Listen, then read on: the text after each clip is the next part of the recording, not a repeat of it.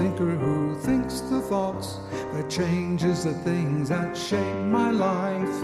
I am the thinker who thinks the thoughts. I have the power to change my life. If you ask me who I am wisdom, I am light, I am more than meets the eye, I cannot be defined. I am the thinker who thinks the thoughts that changes the things that shape my life. I am the thinker who thinks the thoughts. I have the power to change my life. If you ask me what I am beauty, I am joy, I am more than meets the eye, I cannot be defined. I am the thinker who thinks the thoughts that changes the things that shape my life. I am the thinker who thinks the thoughts. I have the power to change my life. I can choose to be the light that brightens someone's darkest night. I am more than meets the eye, I cannot be defined. Oh, I am the thinker who thinks the thoughts that changes the things that shape my life. I am the thinker who thinks the thoughts. I have the power to change my life. I have the power to change my life. I have the power to change my life.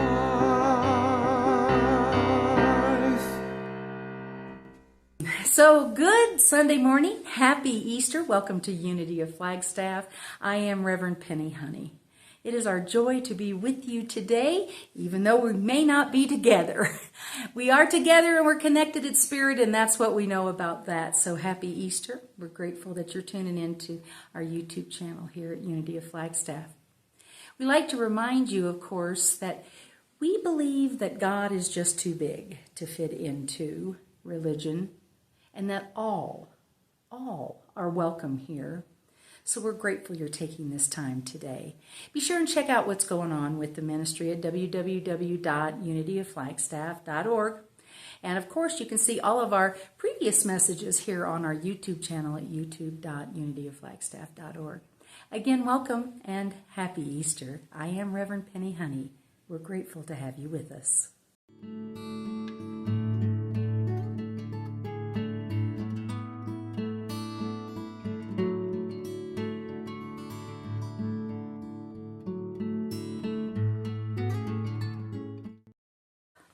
Well, hello everybody. I am Sandra. I am your PA today. Thank you for letting me be of service. I hope that you are all well and warm and safe and enjoying this beautiful spring weather. When I first heard the topic today about erroneous thinking, I, of course, had to Google the word erroneous and made sure that I understood what that meant. But when I started to really think about when my thinking had become completely wrong, a story stood out more than any other. Early in my career, when I was just a student teacher, I remember my heart and head being so full of theories and clinical understanding about student expectations and behavior and human development. And my ego, after having graduated with honors, was getting a little cocky, and I just knew I was going to be a great teacher.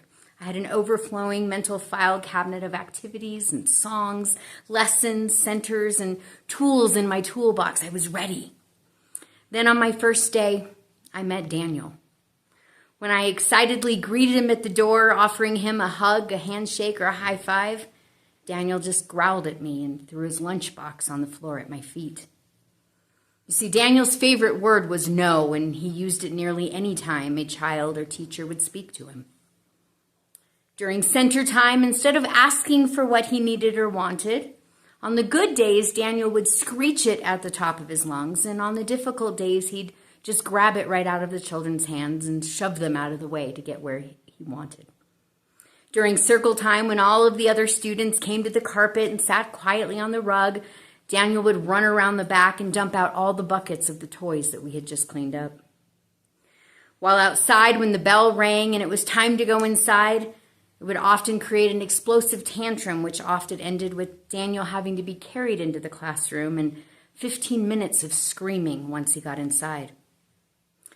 At the end of my first week, I was looking forward to my first staff meeting. Daniel had become a source of endless frustration, irritation, and at the end of the day, complete exhaustion. When it was my turn to share at the staff meeting, I quickly went through some objective facts about lesson plans and snack and calendars, and then I began to dig in and discuss Daniel. Passionately, I explained how Daniel's presence in the class wasn't really fair to the other kids who were there to learn. I even came up with some suggestions about having his parents come in and observe his behavior so maybe they could deal with him in a more proactive way. As I spoke, I began to feel the energy of the entire room shift. Administrators and teachers exchanged glances, and the body language changed from receptive and upbeat to uncomfortable and almost angry. When I finished, the room was silent. The director thanked me for my input, and then she began to explain that Daniel's parents that I met each morning were actually his foster parents, and that they had indeed spent the first 3 months of the year in the classroom every day working with the teacher due to Daniel's behavior. She then continued to explain that within the first 3 months of Daniel's life, he was hospitalized with severe repeated head trauma due to shaken baby syndrome. By his first 3 years of his life, he had undergone 2 surgeries from severe physical abuse. By the time that he was finally placed with the current foster family at the age of 4, he had been found tied to a filthy crib nearly half of his normal body weight, badly bitten by rats and bugs, several untreated broken bones.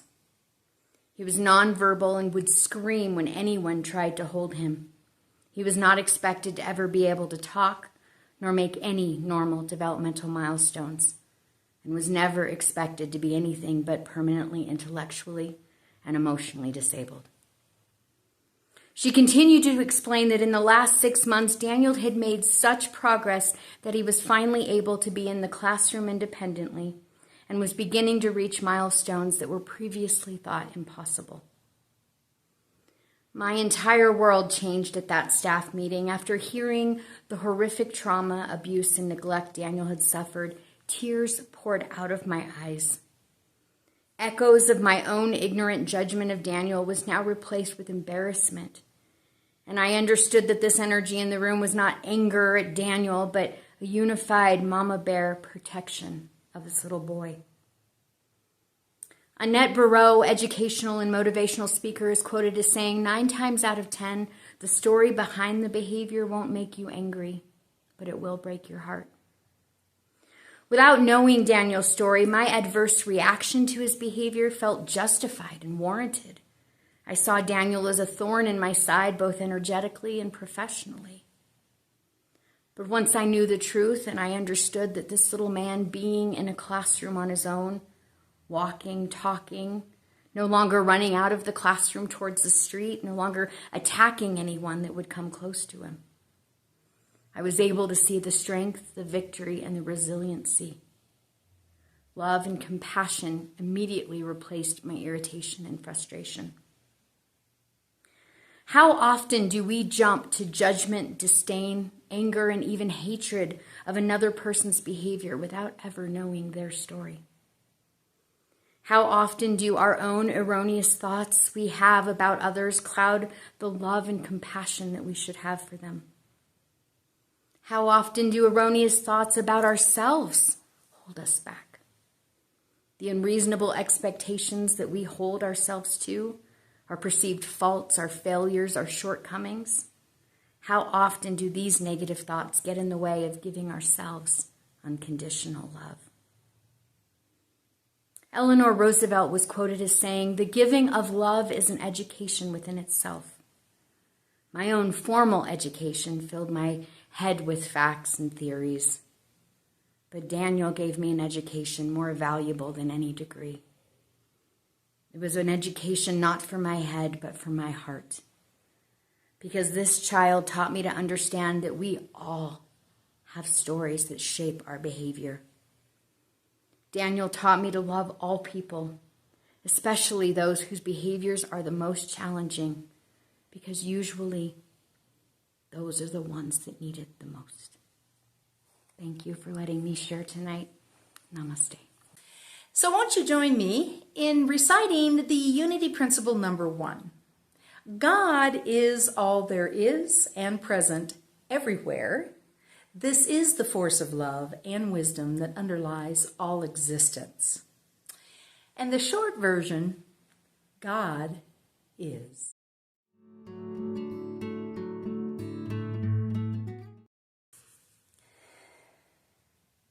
So join me now, won't you, in a moment of quiet and meditation. Let's take a deep breath. And we feel ourselves fully supported right where we are. We rest in this place of comfort. My friend. We know that we are safe. And we fully align in these moments of quiet with our inner knowing. And release. For this we are grateful. And with open hearts. So I invite you now. Allow yourself to rest into this time. Crossing out and releasing those thoughts that separate you from the opportunity of peace.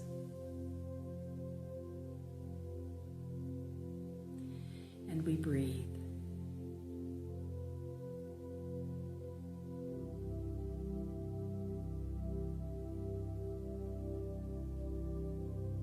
We open our minds and we soften our hearts to the inner wisdom that resides within.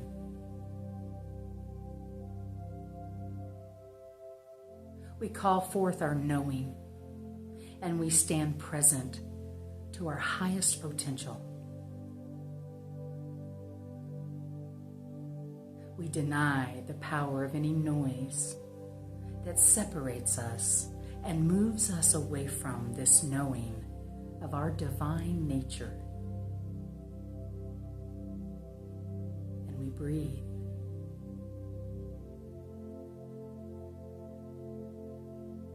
Aligning now our thoughts, our words, our deeds, and our actions. We reflect on the available peace and harmony and ease. And we breathe. We experience a sense of joy as we receive without resistance the good that is ours by divine right. And we breathe.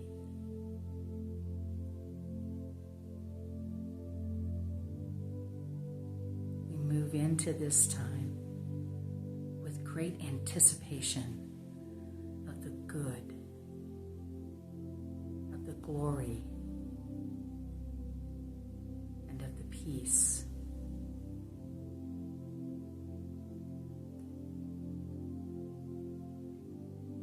And from this place, we move out into the greater world.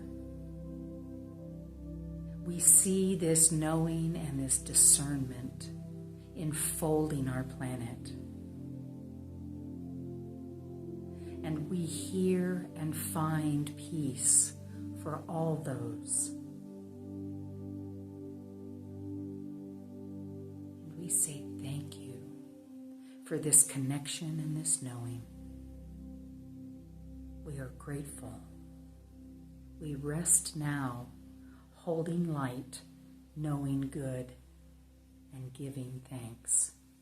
And so it is, and so we let it be.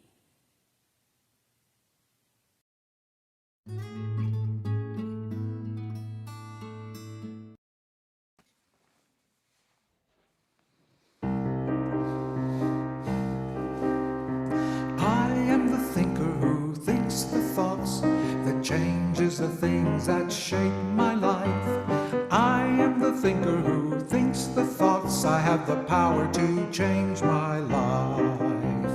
I am the thinker who thinks the thoughts that changes the things that shape my life.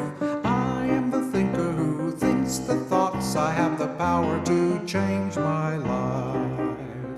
If you ask me, who am I am wisdom, I am light, I am more than meets the eye. I cannot be defined, 'cause I am the thinker who thinks the thoughts that changes the things that shape my life. I am the thinker who thinks the thoughts. I have the power to change my life. If you ask me what I am beauty, I am joy, I am more that meets the eye. I cannot be defined, 'cause I am the thinker who thinks the thoughts that changes the things that shape my life. I am the thinker who thinks the thoughts. I have the power to change my life. I can choose to be the light that brightens someone's darkest night. I'm so much more than meets the eye. I cannot be defined. Oh, I am the thinker who thinks the thoughts that changes the things that shape my life. I am the thinker who thinks the thoughts. I have the power to change my life. I have the power to change my life. I have the power to change my life.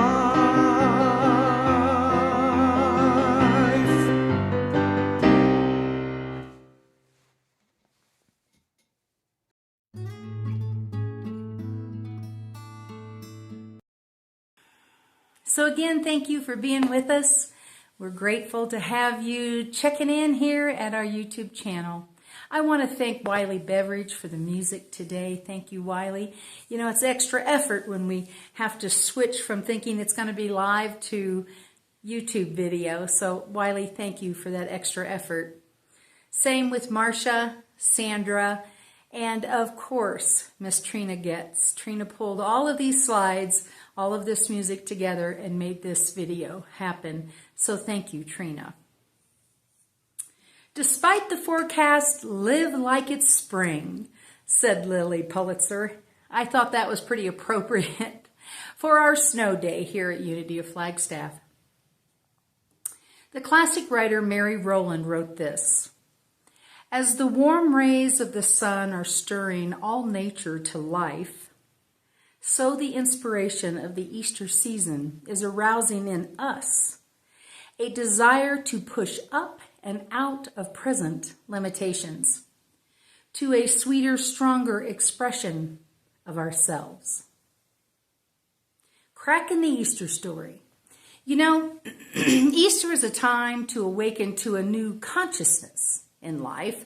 It's a time to crack through and crack into the wisdom that speaks from between the storylines of the Easter story.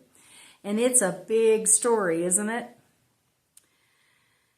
There's a big storyline. And as conflicted as the New Testament books are around the Easter story, and I could get into all those contradictions and have the support of Marcus Borg and John Selby Spong and John Dominic Crossan in their studies, and I love their studies. But that's not what we're here to do today as we're looking at and cracking the story of Easter. I always appreciate their take on the very traditional and very Christian stories. But this story, the Easter story, was, as we talked about also last week, was very political. You know, Jesus made a big statement when he came riding into town on that donkey. He added a whole new dimension to the big storyline. That's when the tide started to turn and he took his stand.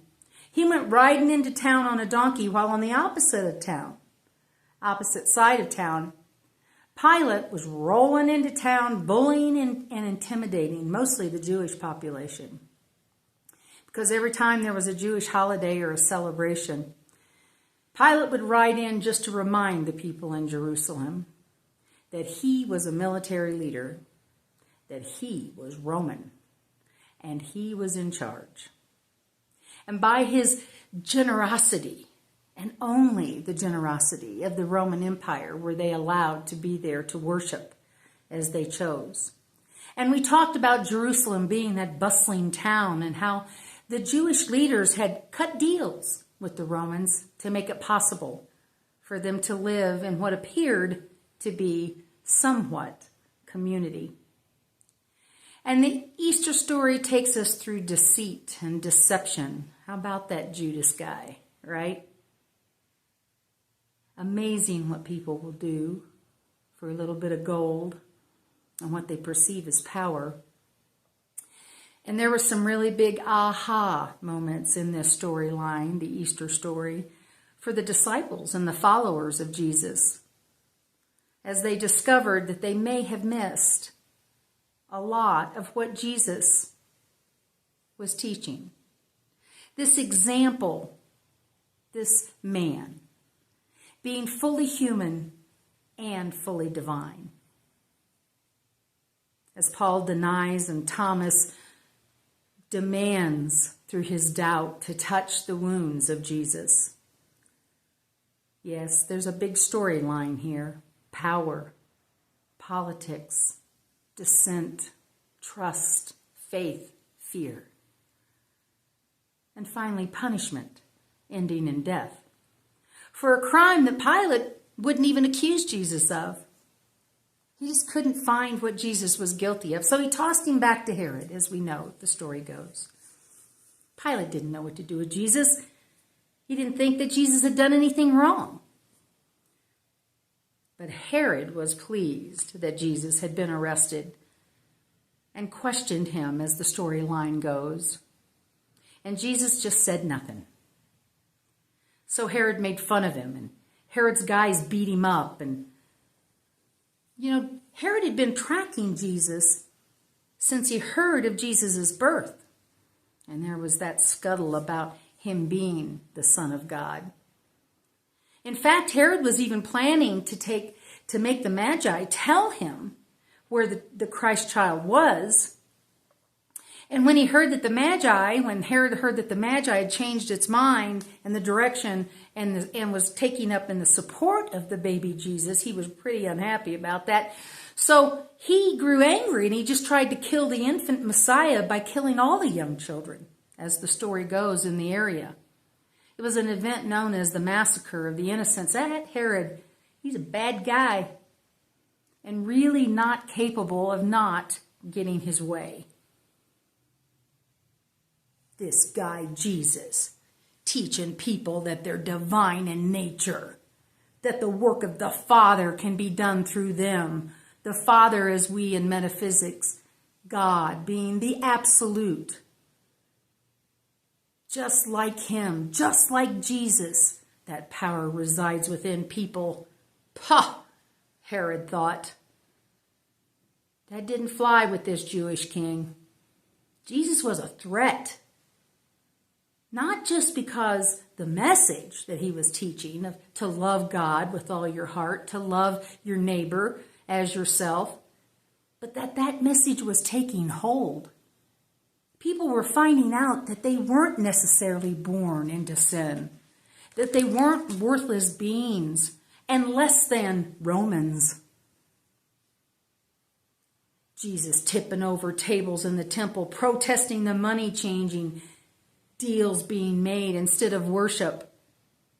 And Jesus insisting that the teachings be honored and the sacredness of their practices be honored.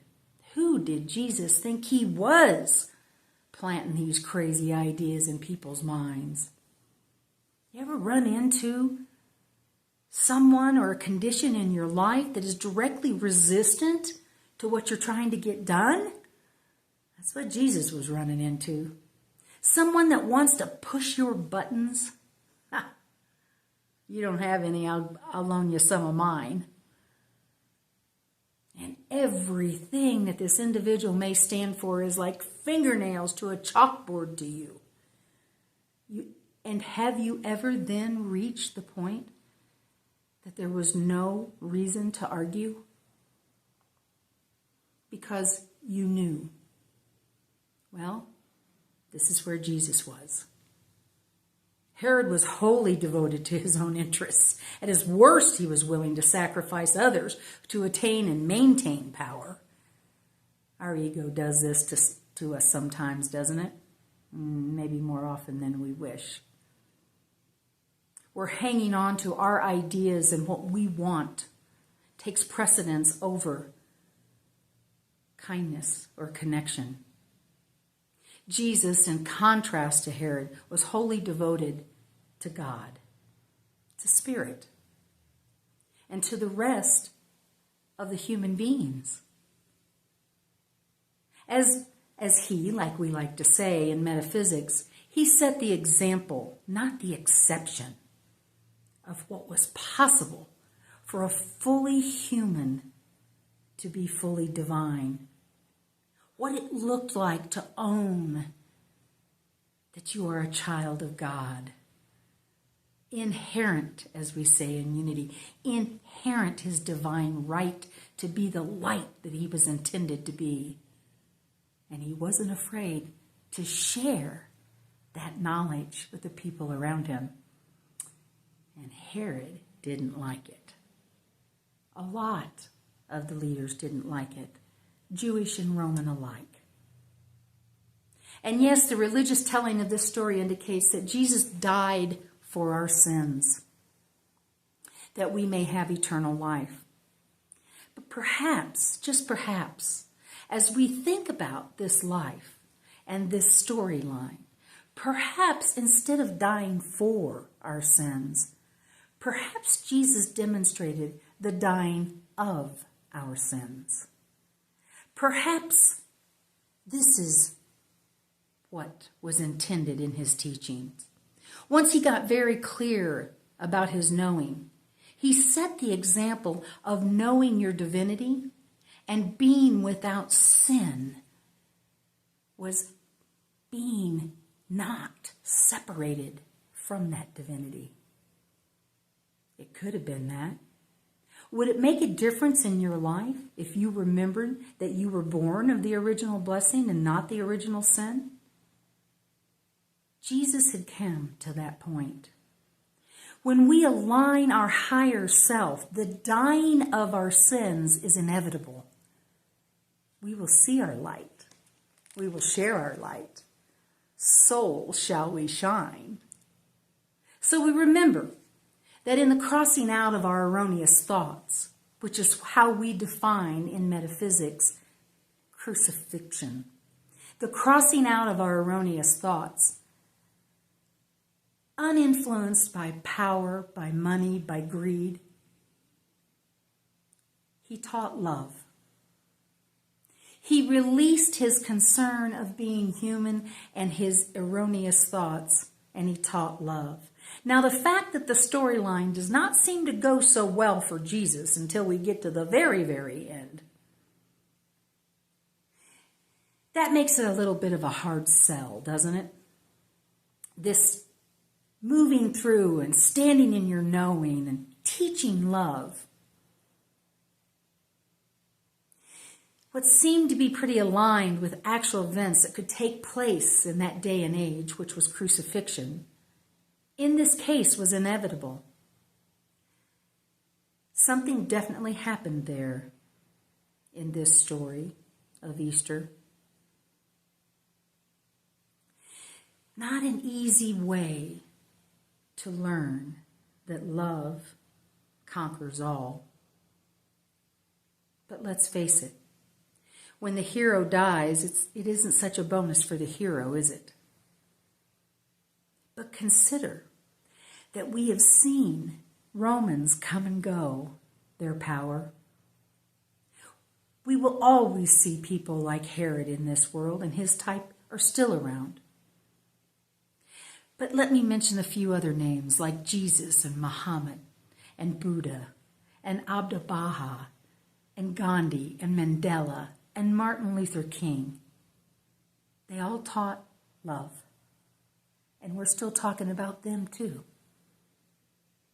By cracking the Easter story, we have the opportunity to open the story up so that it can serve us in a greater way in our everyday life, rather than be limited by its darkness and its sadness, so that it can become a tool to support us on our spiritual journey, being fully divine, and guidance in our physical life, being fully human. The concept of crucifixion seems like such a stretch for us to apply to our lives, doesn't it? But crucifixion was a common method of execution for slaves and criminals, political insurgents during the time of Jesus, especially with the Roman Empire. And it was considered one of the most brutal and shameful forms of capital punishment. It's what they used to make an example out of people. So how does that relate to our lives today? Well, as I said, in metaphysics, crucifixion is the crossing out of. To crucify is the crossing out of our erroneous thoughts. So consider this. Every time we give up an erroneous thought, there's a crucifixion. Is it painful? Absolutely. Is it lonely? Yep, it is sometimes. But to remember that the only cross that we have to bear is the task of eliminating the qualities in us that do not align with our spiritual expression. In my opinion, the resurrection, which is the next phase of this, to crucify, to cross out, and then resurrect. In my opinion, the resurrection is going on all the time. We are always awakening to new consciousness if we have in fact released our erroneous thinking. Resurrection is the bringing back to life our divine nature. True resurrection within lifts us of all our faculties until they become aligned with the idea of our oneness with divine mind, is what Charles Fillmore said. And ascension? Ascension is pushing us up to seek the light. And all things that we are experiencing, and I mean all things that we experience in our life, yes, even that one, and yes, even that one, and yes, there he is again. They give us the opportunity to push up and through, like the bulbs in spring. And as we move through these things in our lives, each one of these experiences is an opportunity to ascend to the next level of consciousness. Wouldn't the ultimate ascension be to arrive at a place that you never see anything that needs to be forgiven? That nothing is ever needing to be forgiven because you see the divine in it at the time that you see it initially. Wouldn't that be ascension? Isn't ascension true every time we take higher ground? Seek a higher thought? Stand in our truth? Isn't this the opportunity to ascend into higher consciousness? And look, that is how much the universe loves you. Here's another opportunity, it will say. Oh, I recognize this. Another opportunity to ascend to an even greater level. And now you get to see it from there. That new level of consciousness is what my teacher, Flo Dibley, shared. And when we choose not to do that, when we choose not to see it from that new level of consciousness, well, we go right back into erroneous thinking. And then we get to start again, to cross out those erroneous thoughts. And then to resurrect again the divine nature of who we are. And so it goes, and so it goes, and we ascend to new levels of consciousness. And each time the prayer, the affirmative prayer, is that we are faster to love and slower to judgment, and that we ascend to a greater expression of our God self. And we remember the power of one power. These are the gifts of cracking the Easter story. This is where the real stuff is at. How do we use this in our lives? Can you think of a place in your life that just a smidge more of love might make a difference? Is it possible to love that condition? At least the current experience of that condition out of your life? So that a higher expression of that, whatever it is, that disease, that divorce, that belief system, that person, so that that can be transformed. Could you love that person out of your life to open up to a higher consciousness? The bully, the misogynistic person, the bigot, the liar, the racist, the abuser. Could we love them out of our lives by possibly following these teachers? This guy Jesus had a pretty good idea. And Charles Fillmore reminds us, allow the God in you to express through you into the world. Together with the story of Easter, the guidance of the great example of Jesus, we have the opportunity to ascend to our next expression.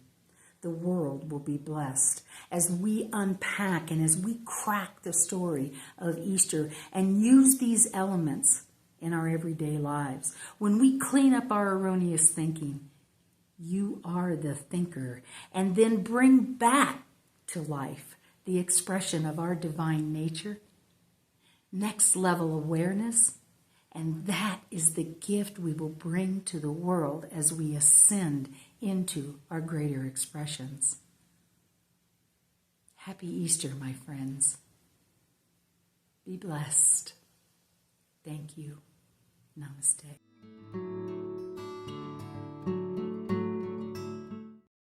So thank you again for spending your Sunday morning with us. Even though it may not be morning when you're watching it, we do appreciate you checking us out on our YouTube channel today. And again, happy Easter. So as you know, we are a growing and thriving spiritual community, and that is because of your continued spiritual and financial support here at Unity of Flagstaff. With us not coming together today, we hope that you will remember you can go to that website at www.unityofflagstaff.org, hit the donate button, and we appreciate that. There are lots of things going on. Check out all of that community event and connection that's happening on our website also. So thank you for that. Again, we remind you that this Easter season is the opportunity for a new consciousness and an awakening around the power of crossing out our erroneous thinking, stepping back into our divine nature, and ascending to our higher levels of consciousness. The difference it makes in our personal lives is always evident, and we hold with great affirmation that it makes an impact in the greater world. Blessings to you and yours, my friends. Be sure and join us here at Unity of Flagstaff. Like I like to say, we're open every Sunday. Well, unless it snows. Namaste. And now won't you join me in the prayer for protection? The light of God surrounds us. We are the light of God. The love of God enfolds us. We are the love of God. The power of God protects us. We are the power of God.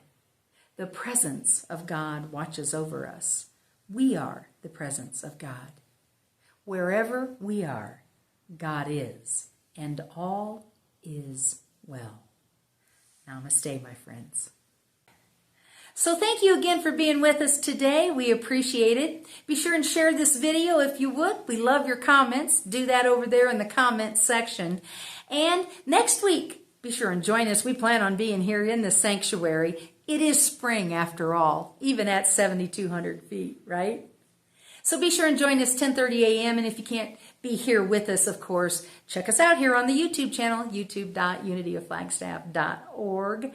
We are going to be blessed with the music of Bernice Lewis next week. We're going to be talking about the earth as we move into, Earth Day. So my friends, thank you again. Be blessed. Namaste. Create an amazing week. I'm Reverend Penny Honey at Unity of Flagstaff. Check us out. Namaste.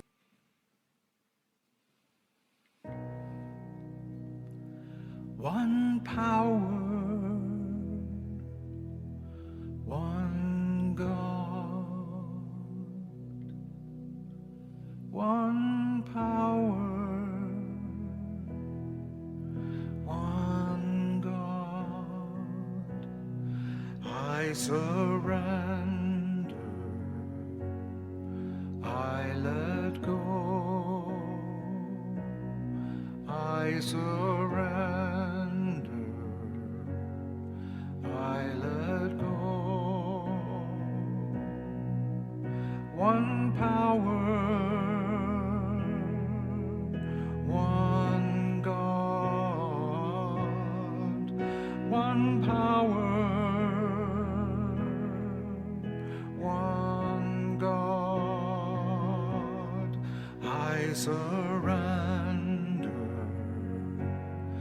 I let go, I surrender, I let go. One power, one God, one power, one God. I surrender, I let go, I surrender,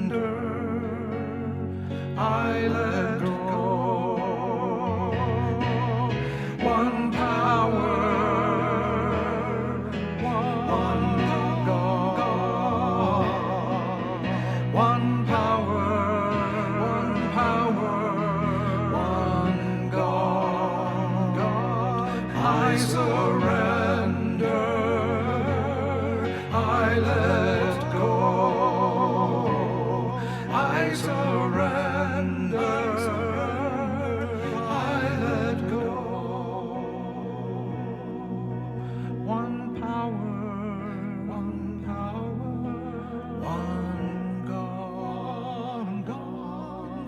one power,